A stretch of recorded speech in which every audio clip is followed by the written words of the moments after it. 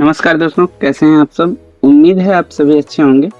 देखिए, है हमारे पास Redmi का Note 9 Pro फ़ोन और इसमें समस्या है कि यह फ़ोन पूरा फुली तरीके से डेड कंडीशन पे है। एक्चुअली अगर इसमें देखा जाए तो ऊपर के जितने भी इसके पावर शील्ड हैं वह ओपन हैं और यह फ़ोन ऑन नहीं हो रहा है। मैं आपको ऑन करके चेक करवा देता हूँ। एक हाथ से मैं मोबाइल को पकड़ के शूट कर रहा हूँ और दूसरे हाथ से फिंगर की मदद से बोर्ड को प्रेस करके, ताकि उसका जो पावर बटन है वो प्रॉपर तरीके से प्रेस हो। फिर मैं पावर बटन दबा के चेक किया, लेकिन ये फ़ोन ऑन नहीं हो रहा है। और इस फ़ोन में सिर्फ CPU और UFS को छोड़ करके बाकी सभी जगह का पत्ता निकला हुआ है लगभग, जो कि पावर सेक्शन मेन सेक्शन होता है। इसके बाद इस फ़ोन में कहीं पे भी और कुछ काम किया नहीं गया है। हमने इसमें प्रॉपर तरीके से डायग्नोस किया, तो जैसे ही चार्जिंग पे लगा करके चेक किया तो 0.5 वोल्ट तो प्रॉपर ले रहा है, लेकिन 0.17 एम्पियर का करंट कंजप्शन कर रहा है, तो उतना पे ही स्टॉक है। इस कंडीशन में CPU और UFS से फॉल्ट होता है, तो हमने इसके CPU और UFS को प्रॉपर तरीके से रिवॉल्व किया। असल में एक भी अगर हम रिवॉल्व कर देते तो भी हमारी समस्या का समाधान हो जाता, फ़ोन हमारा ऑन होने का संभावना था। लेकिन अगर दोनों को रिवॉल्व एक साथ कर दिया जाए तो फ़ोन की लाइफ अच्छी हो जाती है और कुछ दिन चलता है। क्योंकि अगर इस तरीके से देखा जाए तो CPU को रिवॉल्व करने में UFS ऑटोमेटिक हमारा हीट होता है, और अगर वो हीट हो रहा है तो कहीं ना कहीं UFS पे भी इफ़ेक्ट पड़ता है और UFS IC हमारी प्रॉपर तरीके से काम नहीं कर पाती है। इसीलिए इसको रिवॉल्व करना बहुत ही ज़रूरी है।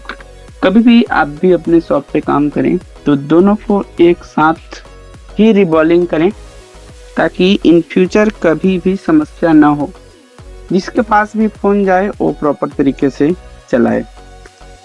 रिवॉल्विंग के लिए दोस्तों मैं क्विक 857 DW+ को यूज करता हूँ हमेशा से, पहले से ही। और मार्केट में कितनी भी मशीनें आई, कितनी गई, लेकिन यह मशीन अगर किसी भी प्रोफेशनल शॉपकीपर के लिए या प्रोफेशनल टेक्नीशियन के लिए, हमारा मानना है कि सबसे पहली और बेस्ट मशीन रही होगी। तो हमारा भी है, सबसे पहली है और सबसे बेस्ट है। इसमें हम काम करते हैं और बहुत ही अच्छा काम होता है। कभी भी फ़ोन इस मशीन की वजह से डेड नहीं होता। बाकी आप कोई भी मशीन हो, आपके पास अच्छे लेवल का हो, उसका उपयोग कर सकते हैं। क्योंकि मेन ब्लोअर होता है, ब्लोअर आपका कभी भी हीटअप ना, मतलब कम बेसी एयर को रिलीज ना करे। कभी भी ब्लोअर प्रॉपर तरीके से बराबर चलना चाहिए। यहाँ पे देखिए, हमने CPU को निकाल लिया और CPU को निकालने के बाद जस्ट हम इसके UFS को भी रिमूव करेंगे।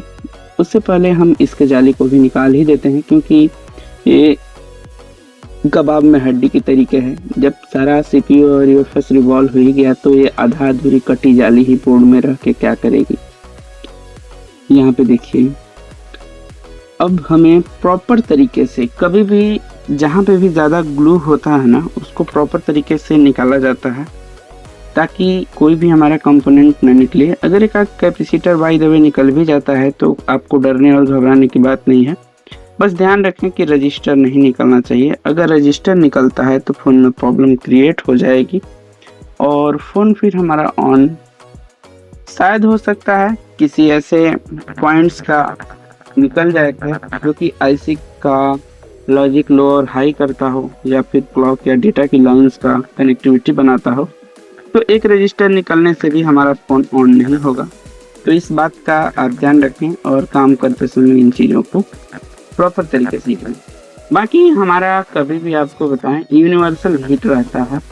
यूनिवर्सल हीट का मतलब 340 से 350। इतना हीट में आप आईफोन से लेकर के एंड्रॉइड तक के CPU को रिमूव कर सकते हैं और काम कर सकते हैं, क्योंकि उससे अधिक हीट की ज़रूरत कभी नहीं पड़ता है।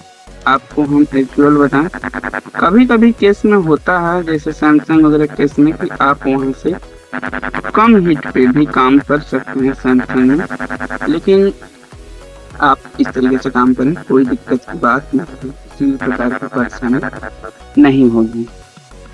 रही बात दूसरी कि काम करते समय आपको प्रॉपर तरीके से क्लीनिंग करना है, एक भी डस्ट ब्लैक पेस्ट का न रह जाए, तभी आपका काम प्रोफेशनल और अच्छे तरीके से होगा। मैंने फुल्ली गाइड कर दिया है जितना गाइड करना चाहिए, बाकी मैं म्यूजिक ऐड कर देता हूँ और वीडियो को लास्ट तक देखिएगा। वीडियो अच्छा लगा तो चैनल को सब्सक्राइब भी कीजिएगा। यहीं के लिए मिलते हैं नेक्स्ट वीडियो में, तब तक के लिए गुड बाय, जय हिंद।